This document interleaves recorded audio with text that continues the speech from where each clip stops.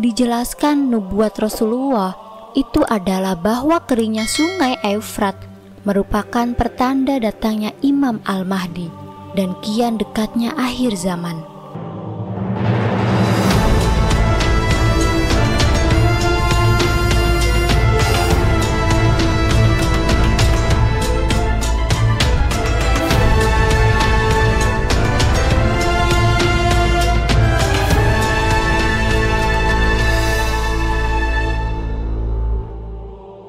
Assalamualaikum warahmatullahi wabarakatuh.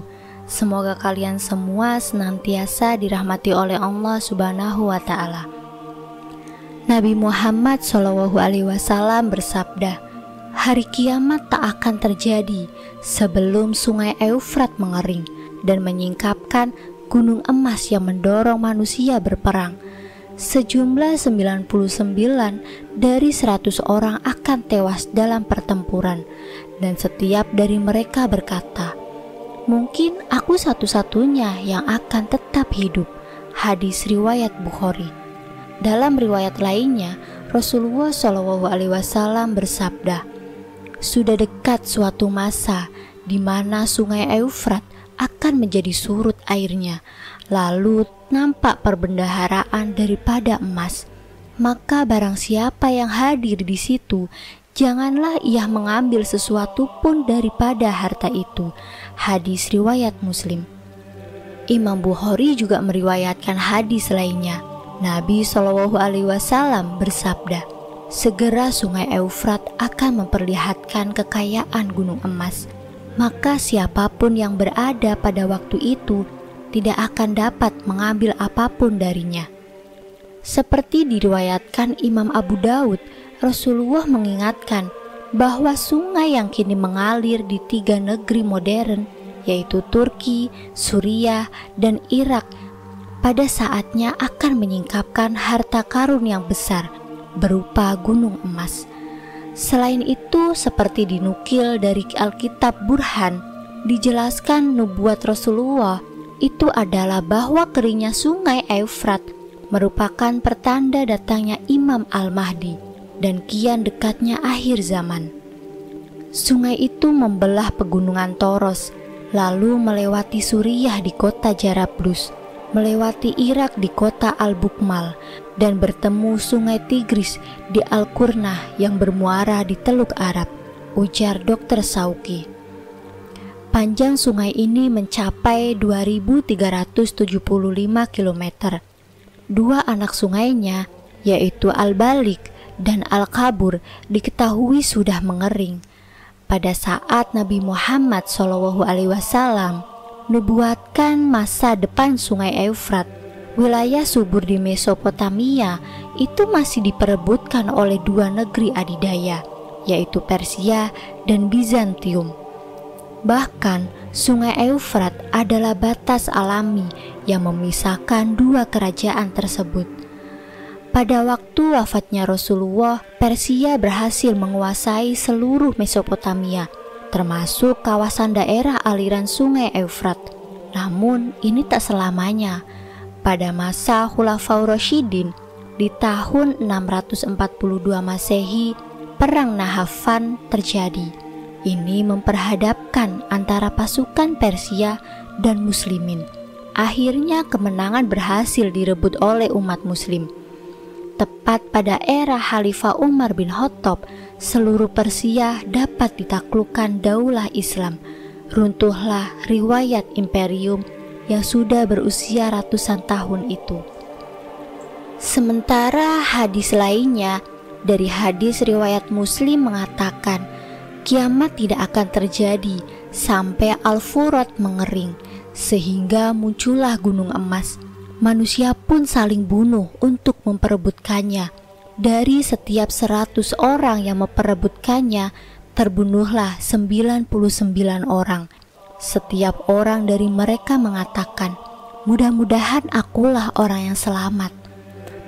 Namun memahami hadis tak cukup dengan membaca satu hadis. Perlu juga dilakukan tahrij agar ditemukan hadis-hadis lain yang satu tema. Memang ditemukan hadis lain yang hampir mirip namun dengan redaksi yang berbeda. Hadis ini sama-sama diriwayatkan oleh Imam Muslim. Dari Ubay bin Ka'ab berkata, orang-orang terus sibuk mencari dunia. Hampir saja Furat terbuka dan banyak simpanan emas. Saat mendengarnya, orang-orang menghampirinya.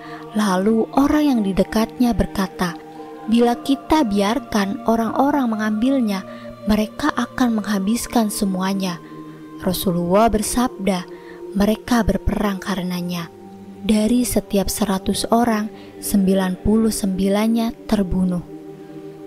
Oleh para ulama, hadis ini dijadikan sebagai penjelas atas hadis sebelumnya.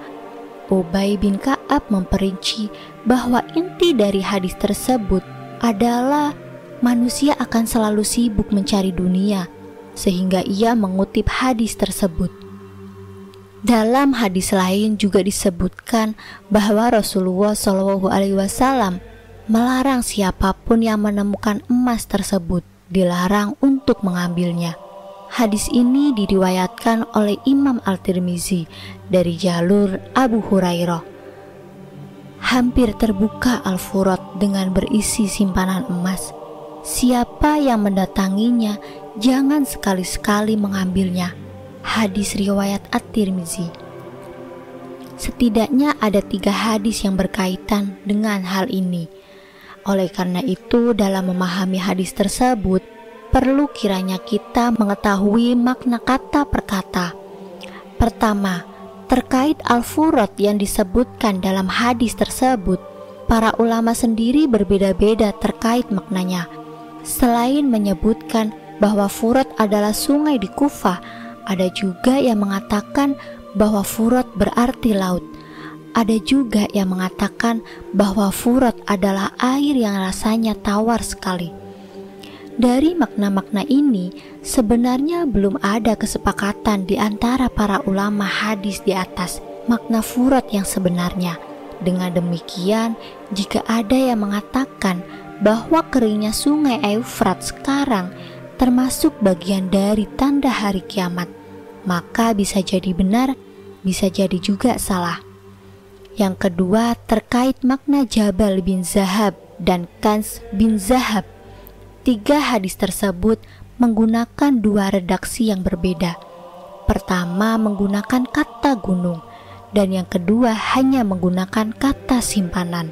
Lalu mana yang benar? Al-Mubarakfuri menyebutkan bahwa perbedaan tersebut berdasarkan waktu sebelum dan sesudah ditemukan. Menurutnya, sebelum ditemukan oleh 100 orang, emas tersebut disebut simpanan atau kanzun. Namun setelah ditemukan banyak emas, disebut gunung atau jabal. Jika benar yang dimaksud dengan Furat adalah benar sungai Eufrat, maka keringnya sungai tersebut tidak cukup menjadi tanda hari kiamat. Karena sebenarnya yang menjadi pokok dan inti dari hadis tersebut adalah mencegah pertikaian banyak orang untuk memperebutkan emas tersebut, bukan saja karena sungainya yang mengering.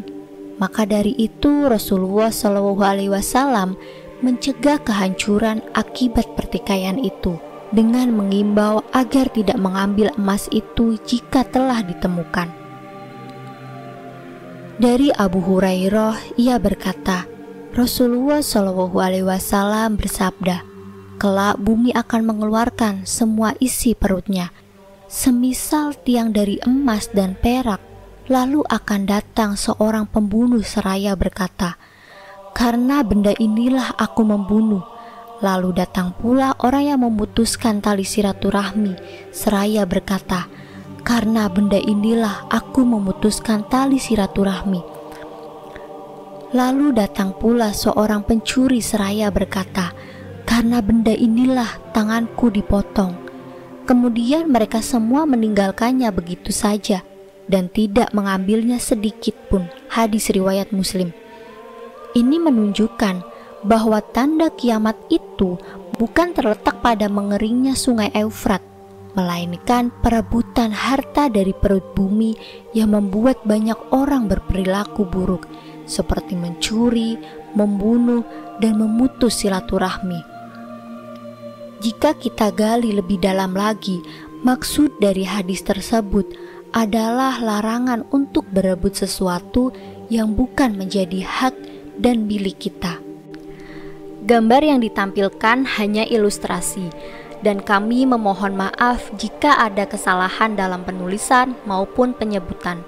Semoga konten ini bisa bermanfaat dan bisa memberikan inspirasi kebaikan dalam kehidupan sehari-hari. Wassalamualaikum warahmatullahi wabarakatuh.